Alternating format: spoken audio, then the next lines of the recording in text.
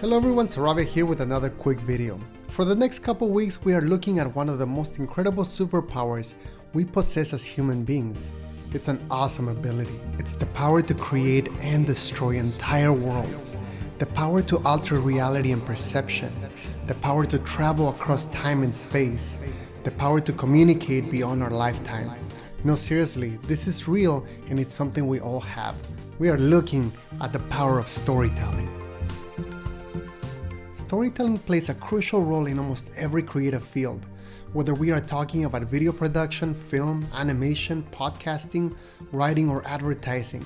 As humans, we don't just love a good story, we literally cannot live without them. I'm speaking metaphorically, of course. Stories and narratives are fundamental to what makes us human. Stories are the thread that connect people across time and geography. Every single culture on this earth has stories. From creation myths to grand works of literature, to comics, to movies, to your favorite Netflix show or YouTube video. You can bet that the thing that grabs your attention and holds your interest is a really good story. There are entire industries dedicated to creating stories, producing billions of hours of film and streaming media, generating billions of dollars per year. I mean, honestly, how much time have you spent on Netflix watching shows during quarantine? But it's not just entertainment companies that tell stories. As people, we're used to telling stories all the time. Most of the communication that you have with your friends involves funny or surprising anecdotes or memories. Even the way we approach life and the way we interact with each other, all of our opinions, likes and dislikes, our morals and choices, even our laws and norms are heavily informed by narratives. It's not just that narratives and stories have power. Narratives and stories are power. They are the most effective way of shaping someone's experience of the world. That means you can alter someone's view of life, of the world, of the entire universe with a good story. It's like you can literally hack someone's brain with a narrative. Again, I'm speaking metaphorically. For the next 2 weeks, you will try your hand at crafting a great story.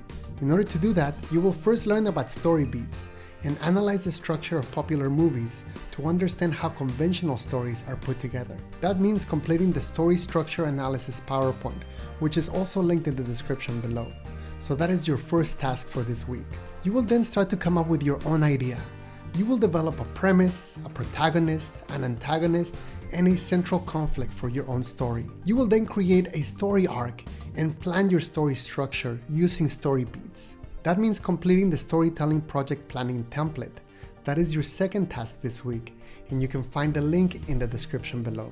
Next week, you will actually write your own narrative as a short story using the short story template I provided. Your short story must be at least 750 words. Finally, by the end of next week, you will create a video or audio track where you narrate your own story.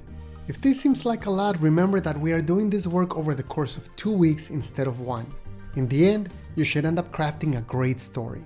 Now keep in mind, I'm in no way saying that what I'm presenting is the definitive way to tell stories. No one can claim that, but we are going to be looking at some fundamental features and structures that most professional storytellers consider essential to crafting a great story. These are the basics. Professional writers and media producers use them all the time, at least as a starting point. For this project in particular, I want you to follow these storytelling conventions, structures, and story beats because, well, that's what I'm going to be grading you on. So here we go, let's look at the basics of storytelling. The first thing to understand is that every story has a hidden structure. I'm not going to go over story structure in detail in this video. I've actually created a resource page that walks you through the details at our class website. You can click the link in the description below to access that. Make sure you visit that page, read and fully understand all the content. What I want you to realize is that stories are not just lists of events that happen randomly. Writers are like architects and stories are like buildings. Stories have an internal frame that holds all the pieces of the story together. The ideas in the story structure page are adapted from some really good books on the subject, specifically Joseph Campbell's Hero with a Thousand Faces, Blake Snyder's Save the Cat, and Robert McKee's Story. So if you want to learn more, you can look into those books. They're amazing if you want to become a professional storyteller.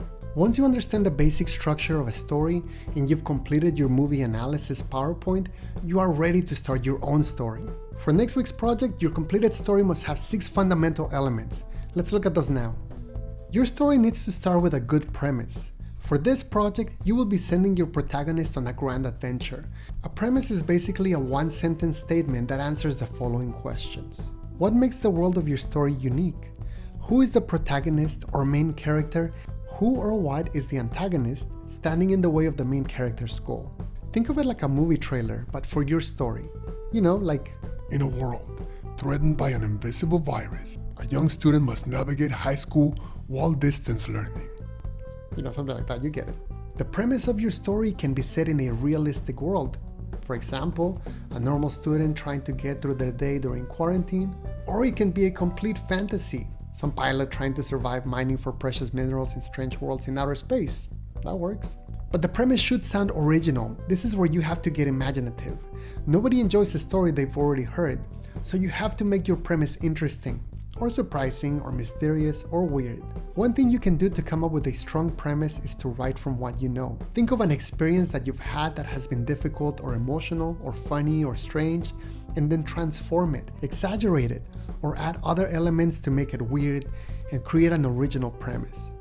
Number 2, a protagonist with a purpose and flaws. A good story always centers on a character who has or is in the process of finding a purpose.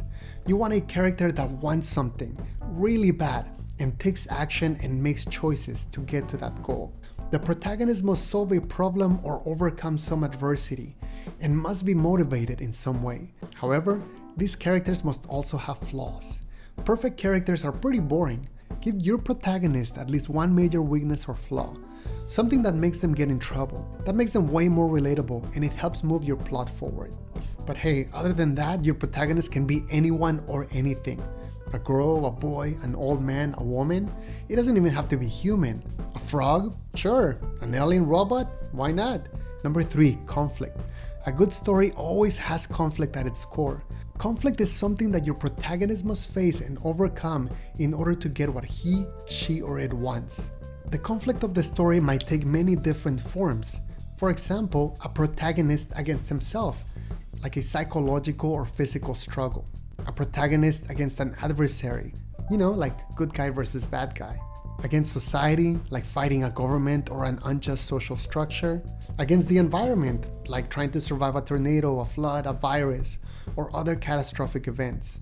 Or against the supernatural, like fighting ghosts, vampires, invading aliens. The conflict in a story is embodied by the antagonist and the obstacles that your character must defeat or overcome. A story where everything just sort of works out without pain is really boring. Number 4, emotion. The consequence of conflict and obstacles is that your character must go through some pretty heavy stuff. Get your main character in situations where these emotions come up. Fear, sadness, anger, disappointment, pain. These are the things that a character must feel and must overcome in order to achieve their goal or overcome their challenges. Usually, though not always, your protagonist will emerge victorious, but this victory should cost them, either physically or emotionally. Number 5, theme.